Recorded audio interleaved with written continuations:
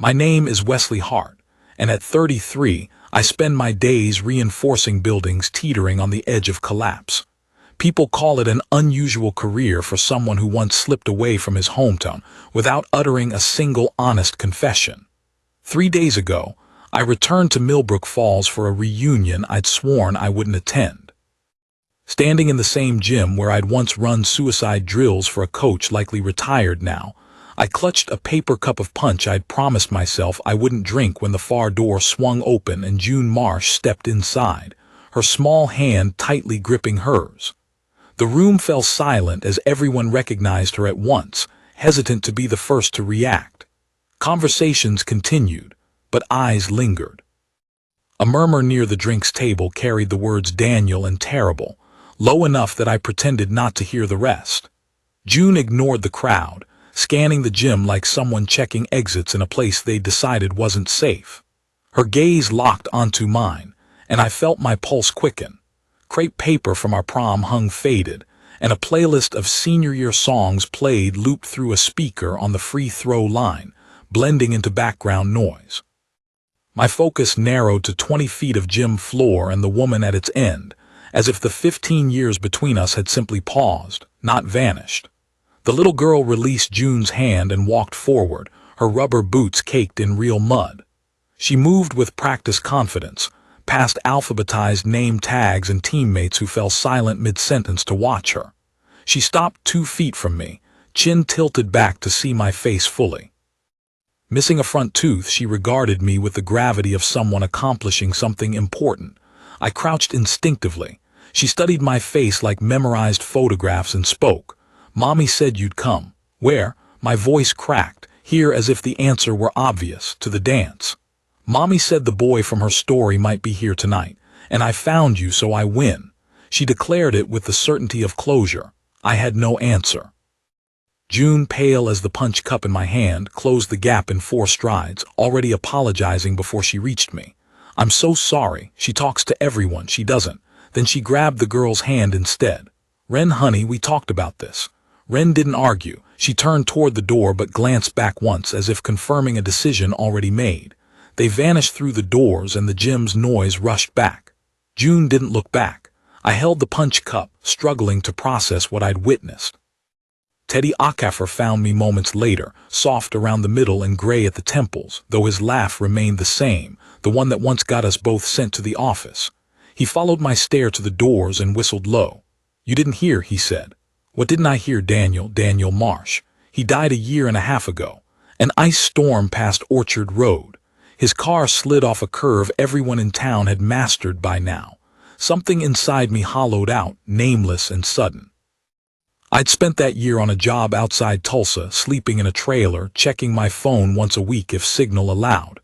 Teddy pressed on, filling gaps I half heard. But one detail anchored itself. Ren was his daughter. Theirs. 6 years old now. Sweet as anything.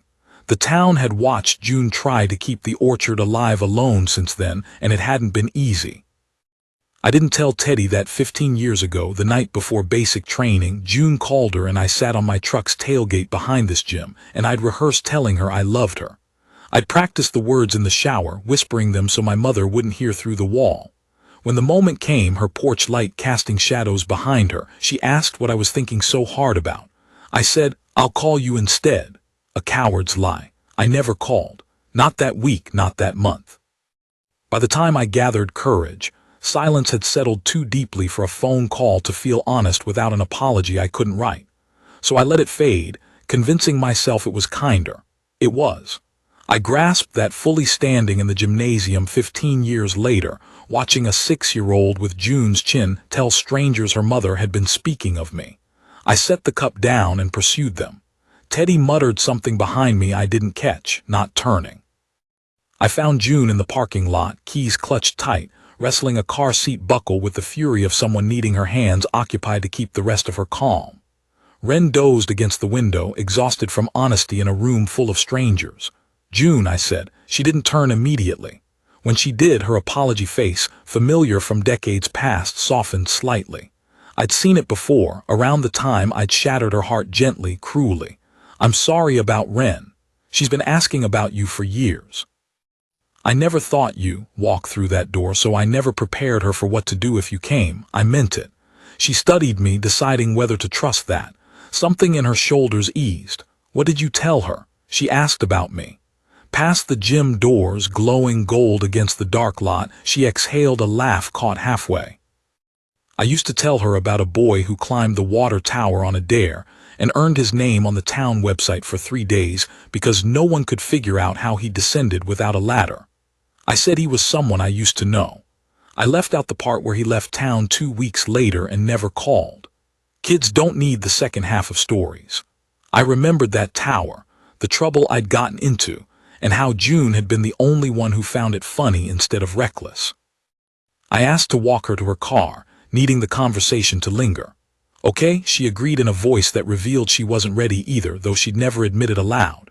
Halfway across the lot, headlights swept in too fast for 10 at night, stopping at an angle that boxed her car against the curb. A woman emerged before the engine cooled. I didn't know her, but I recognized the kind who walks like she's already won an unspoken argument. We need to talk about Friday. She ignored me entirely. June's posture straightened, careful, like someone bracing for a wave already broken. It's 10:00 Constance, she said. My lawyer sent your lawyer everything this afternoon. Nothing left to discuss tonight. Constance Marsh regarded June like a stain debating scrubbing. Then her eyes settled on me. Who is this? A friend of June's, I said before she could answer because I disliked the question's framing. Constance's eyebrows lifted, filing me as data for later, and I felt suddenly like a case detail I didn't understand. Friday, 10:00 a.m. Courthouse Annex. Bring the financials this time, all of them, not the version your lawyer sanitized. Then she was gone, tail lights cutting hard around the corner. June gripped her keys until her knuckles ached. I didn't ask, just waited.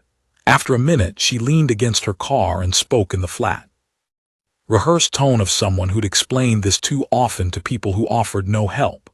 Daniel's father established a family trust 30 years ago, owning the orchard land. The house and cider business were mine, clean, no dispute. But the land beneath belonged to the trust, and Constance, the surviving co-rusty, meant every major decision required her signature. Since Daniel died, she decided I couldn't run the place without him. Petitioning for partial guardianship of Wren on grounds I was financially unstable and created an unsafe environment. If granted, the trust would revert to her sole control, and I couldn't imagine what became of the orchard. I asked what unsafe environment specifically meant. The barn's structural concerns, she said, air quoting with trembling fingers. Constance claimed it was hazardous for a 6-year-old near the cider barn. I'd had 3 contractors inspect it, no issues found. Something in my bones, the part trained to detect deception in structures, noted the detail and wouldn't let it go. I drove them home, both exhausted from honesty, in an empty parking lot, following June's directions past town to a gravel road lined with trees heavy with unripe fruit. She carried Wren inside without waking her, moving with the quiet efficiency of someone who'd done it 1,000 times. When she returned, she stood a moment against the night air, arms crossed, weighing another confession. Thank you for staying tonight, for not being weird about the gym thing. I plan to be at least a little weird about it eventually, just not yet. That sparked the first genuine laugh I'd heard from her since she'd returned. I liked how easily it came. I told my mother I was staying an extra week to visit, technically true, as were most things I said. The truth was, by Wednesday morning, I'd programmed directions to Marsh Orchard into my truck before fully admitting I'd use them. Tuesday felt lighter. June called that evening, ostensibly to apologize again for Wren, and I told her no apology was needed. We talked 40 minutes about nothing meaningful, the way you can only do with someone whose voice already knows your silences. She shared the orchard's 140 trees and admitted she couldn't distinguish Honeycrisp from Gallo without Daniel's hand-painted tags. I described a Reno bridge inspection where one faulty bolt, swapped decades prior, had quietly failed until discovered. She went quiet, then said it sounded familiar. At the call's end, she asked if I planned to stay longer. I hadn't decided. It became less true each day after. Wednesday, she handed me coffee without asking and said Wren was back there with a chicken named Detective. I found the girl crouched by the coop in oversized boots, looking up when I appeared and giving me courtroom seriousness. "You came back." It sounded like she was verifying an experiment's result. I told her yes. She considered, then asked if I'd help name the new chicken. 20 minutes debating nugget versus waffles followed, the most honest conversation I'd had in a decade. Suddenly, she queried if I'd loved her mom before her dad. I answered simply, yes, long ago, before we knew how to handle it. She nodded, satisfied, and returned to chicken nomming as if nothing had shifted. June found us. Apparently content Waffles was christened, and walked me around the property, pointing out rows Daniel planted during Wren's birth, older ones from his grandfather's time. She spoke of him without guarded flatness, recalling how he'd hum off-key while pruning, swearing the trees grew better, and built Wren a treehouse stubbornly proud, which I recognized as love. I liked him from her stories. That startled me. She caught me staring at the treehouse. "He'd have liked you, probably quiet enough I almost missed it."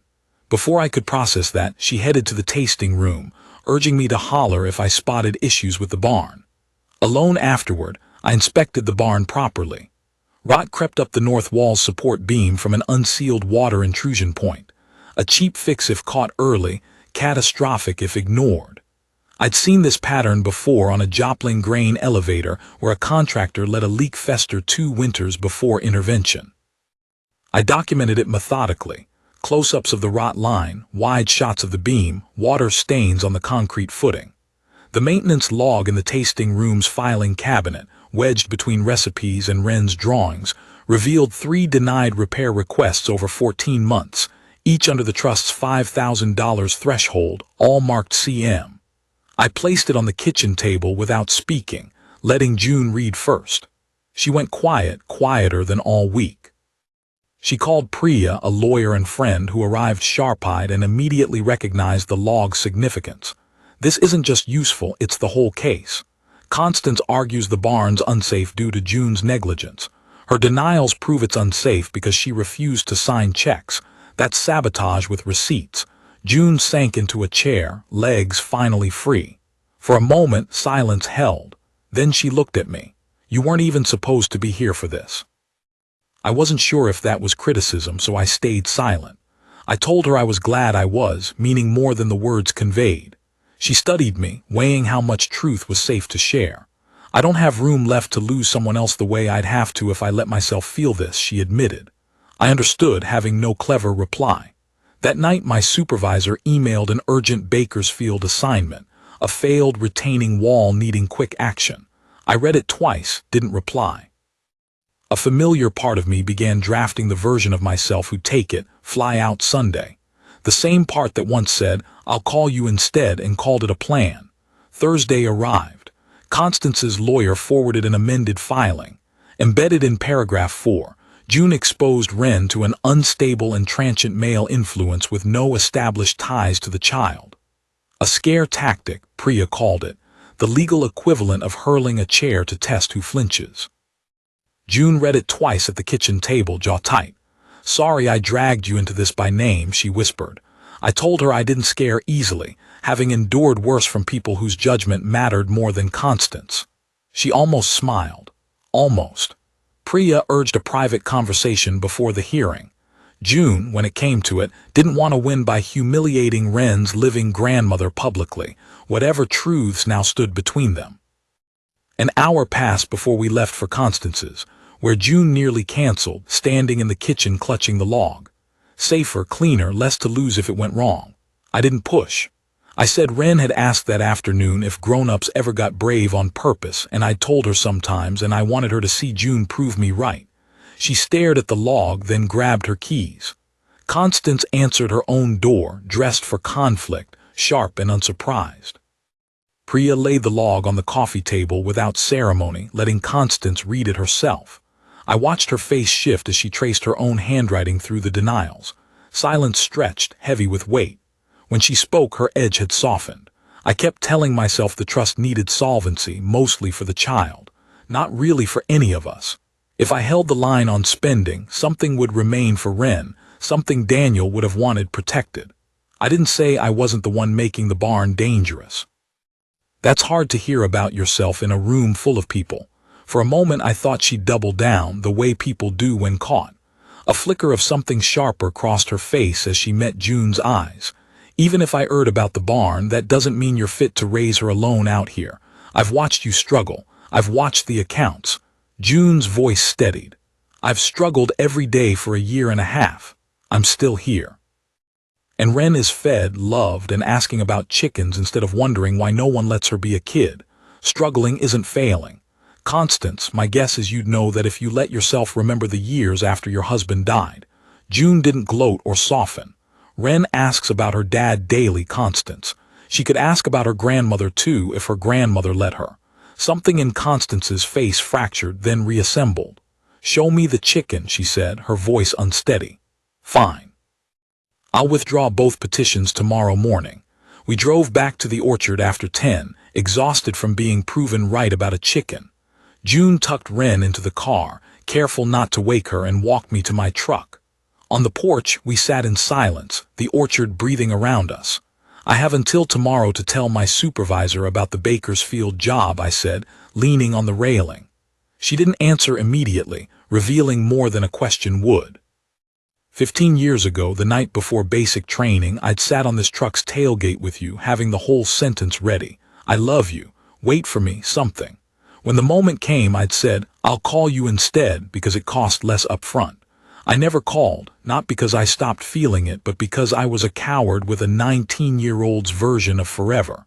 I let silence break us instead of facing it myself. She was quiet long. When she finally spoke, her voice was soft, the kind that only comes when you stop protecting yourself. I waited 4 months for that call, checked the machine before removing my coat, then stopped, telling myself that was healthier, mostly it was. I loved Daniel. I want to say that clearly because it's true and it doesn't shrink. I loved him completely, separately. There was a door I never fully closed. It didn't take one thing from him. It just meant part of me kept telling our daughter stories about a boy who scaled a water tower for 6 years without asking why. We sat in the orchard's hush. Her hand found mine on the porch boards, and neither moved to pull away. I called my supervisor that morning before the hearing that never happened. I asked her to give Bakersfield to Alvarez, ready for lead after 2 years, and requested the Portland Regional Post, 4 hours from Millbrook Falls instead of 4 states. She disliked it at first, then got over it by lunch. Constance withdrew both petitions before 9, and the courthouse annex saw none of us that Friday. Priya said, the best possible outcome. Nobody sat through it. Saturday, I sat with Wren on the porch steps and told her, since it felt right to hear it directly and not overhear through a door, I wasn't taking the Western job and would stay close. She considered this, then asked if I'd be at her chicken's next birthday, which I hadn't realized chickens celebrated. I agreed immediately. Then she asked quieter if I'd leave again like before. I told her the truth. I'd been that person but didn't want to be anymore and would work daily if she let me. She thought, then offered her hand, formal as a contract. June watched from the kitchen window, arms crossed, not pretending not to listen. When I returned inside, she handed me coffee and lingered a half-second longer than necessary. The town moved on, too. The reunion committee used a photo of Wren crossing the gym floor toward me, captioned half-jokingly as Millbrook Falls raising main characters. June found it hilarious. 6 months later, the barn's north wall was rebuilt mostly by me on weekends, Wren handing me the wrong-sized wrench on purpose because she decided it funny, which fair it was. Constance came most Sundays by then, still sharp-edged from decades of holding the business together through sheer will. But she began bringing Daniel's childhood books for Wren and asking June actual questions instead of issuing verdicts, and some Sundays that sufficed. I moved into the loft above the tasting room, close enough for Wren to sprint over in socks for cartwheel applause, choosing June and me every day instead of defaulting, which she said mattered. Some promises are loudest because nobody says them aloud. I'd spent 15 years believing the sentence I'd swallowed behind that gym had evaporated the moment I chose 4 easier words. It hadn't. It had waited inside a bedtime story about a water tower told to a little girl, until she grew tall enough to carry it across a gymnasium floor and hand it back to the one person who needed to hear it most. I was on a ladder-checking barn flashing on a Sunday in October when Wren hollered up. She told her kindergarten class she was bringing 2 people for career day instead of 1. Waffles the chicken had been considered and rejected as the second guest. June called down from the yard sorting crates, hopping I owned a hard hat because career day audiences didn't forgive boring answers. I told her I manage and meant it the way I meant everything now. She said yes 3 weeks earlier, right there on that porch, with Wren as the only witness, my grandmother's ring crooked on her finger which I'd guessed wrong and neither cared enough to fix. Wren waited at the ladder's base, hands on hips, gap-toothed and entirely serious about what mattered. You have to tell them the water tower story, she said. The whole thing this time, not the version missing its second half. I told her I would. Every word, all the way to the end with both of them standing in the final line of,